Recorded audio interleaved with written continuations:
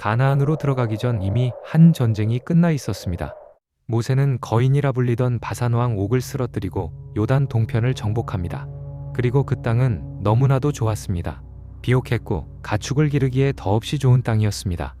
르우벤 지파와 갓 지파 그리고 므낫세 반 지파는 그 땅을 바라보며 말합니다. 우리는 이곳에 머물고 싶습니다. 약속의 땅 가나안이 아닌 요단강 동쪽을 선택한 것입니다. 그러자 모세는 분노하며 말합니다.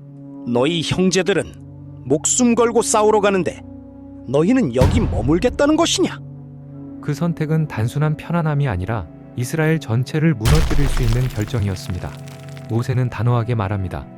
먼저 전쟁에 참여하라. 그 후에야 이 땅을 차지할 수 있다. 그들은 말합니다. 우리가 먼저 싸우겠습니다.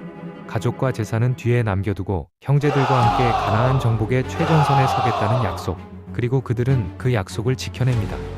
가나안 서쪽 땅의 전쟁에 참여하며 함께 싸우고 함께 나아갔습니다. 마침내 그들은 약속대로 요단강 동쪽 길르앗으로 돌아갑니다. 이스라엘은 모든 지역을 향해 차례로 나아갔습니다. 이 싸움은 하루아침에 끝나지 않았습니다. 여호수아는 오랜 시간 동안 그들과 전쟁을 이어갔습니다. 오직 기브온을 제외하고는 그 어느 성읍도 이스라엘과 화친하지 않았습니다. 그리고 결국 그 모든 성읍은 전쟁 속에서 무너지게 됩니다. 여호수아가 정복한 왕은 31명, 그들의 땅은 이스라엘의 것이 되었습니다. 하지만 아직 끝이 아니었습니다. 이집트 앞 시올에서 북쪽 미스레본마임에 이르기까지 블레셋의 땅과 가나안 전역의 정복은 여전히 남아 있었습니다. 차지해야 할 땅은 많았지만 여호수아는 이제 나이가 많아 늙었습니다. 그때 주께서 말씀하셨습니다. 네가 나이가 많아 늙었으나 소유할 땅이 아직 많이 남아있도다. 내가 그들을 이스라엘 자손 앞에서 쫓아내리니 너는 내가 명령한 대로 그 땅을 제비 뽑아 상속 재산으로 나누어 주라. 요단강 동쪽은 이미 세 지파가 상속을 받았습니다. 그리고 이제 남은 것은 요단강 서쪽 가나안 땅입니다. 12지파 중 9지파가 이 땅을 나누어 받아야 했습니다. 요단강 서쪽의 땅은 아직 완전히 정복되지 않았습니다. 하지만 하나님은 이미 그 땅을 주셨다고 말씀하셨습니다. 그래서 이스라엘은 믿음으로 먼저 제비를 뽑아 땅을 분배하기 시작합니다. 그리고 그때 갈렙이 나타납니다. 갈렙이 말합니다. 나는 40살에 가데스 바네아에서 정탐꾼으로 올라갔고 다른 이들은 두려워했지만 나는 끝까지 여호와를 따랐습니다. 그날 모세가 맹세했습니다. 네가 밟은 땅을 내게 주시겠다고. 이제 보소서.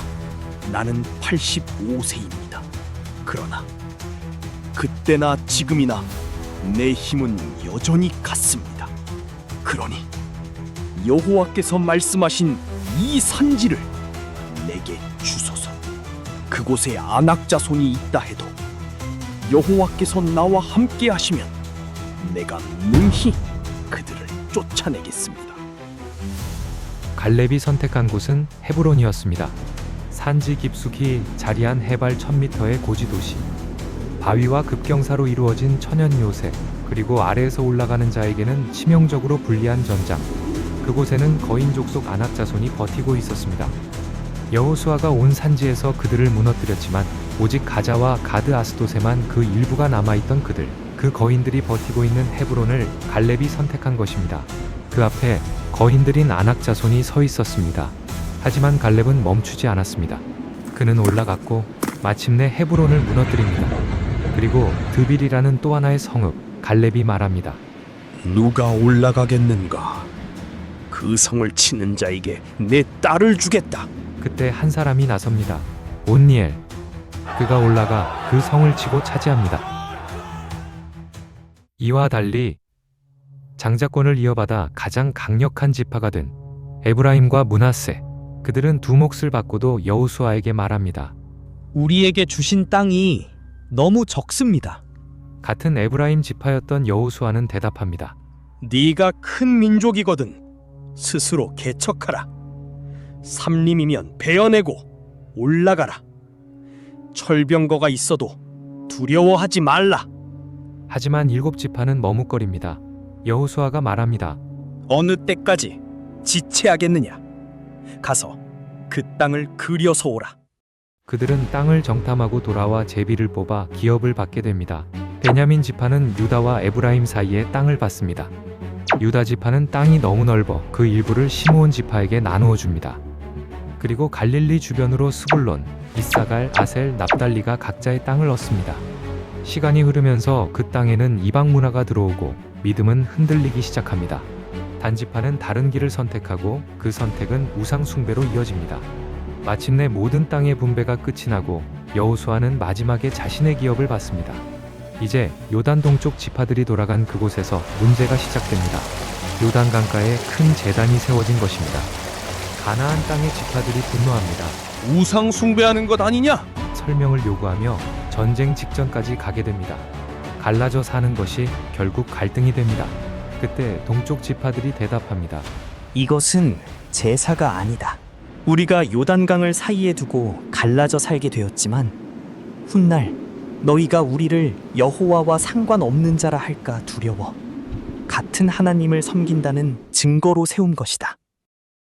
이 말에 오해는 풀리고 그 제단은 여호와께서 하나님이심을 증거한다는 뜻으로 에시라 불립니다. 시간이 흐르고 여호수아가 죽을 날을 앞두고 이스라엘의 지도자들을 모읍니다. 여호수아가 말합니다. 여호와께서 너희를 위해 싸우신 것을 너희가 다 보지 않았느냐? 그러니 율법을 지키고 우상을 섬기지 말라. 오늘까지 행한 것 같이 그대로 행하라. 그렇지 않으면 우상이 너희 옆구리에 채찍이 될 것이다. 그리고 그가 말합니다. 나는 이제 온 땅이 가는 길로 간다.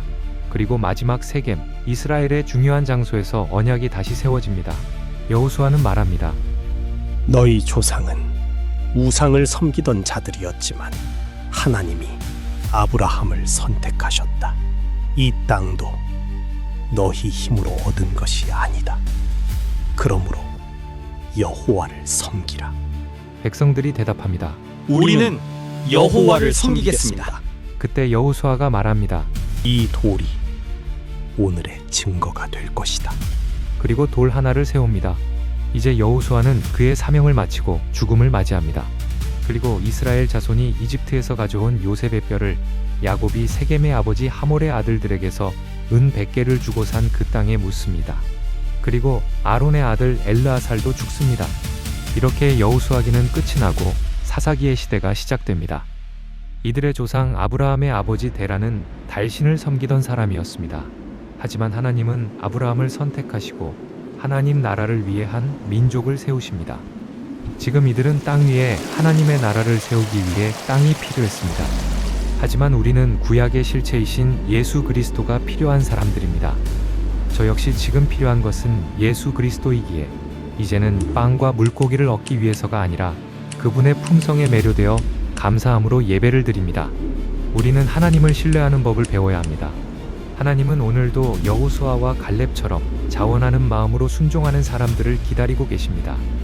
우리가 이것을 이해할 때 우리의 교회는 사람들의 필요를 채우기 위한 예배가 아니라 하나님을 경외하는 예배로 세워지고 우리 안에 예수 그리스도의 생명이 살아 세상이 감당하지 못하는 사람이 될 것입니다.